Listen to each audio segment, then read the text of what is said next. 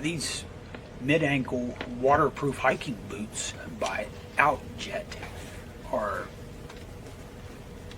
the build quality on these are excellent. You have stitch quality throughout.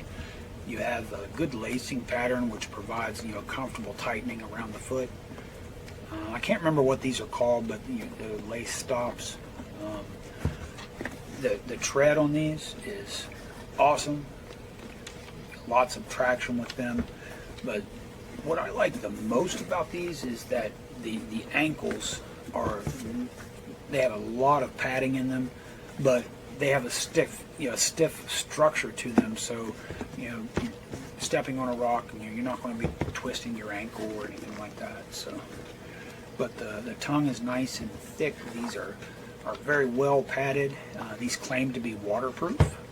They are very comfortable. They have a little bit of arch support, but not too much. There's not a lot of toe or heel rise in these, so it keeps your foot fairly flat and comfortable. These are not advertised as wide toe box, but they don't taper a whole lot, so you've got plenty of room for your toes to move around, and that's important to me. These are very sturdy, robust, waterproof hiking boots by OUTJET. I like them.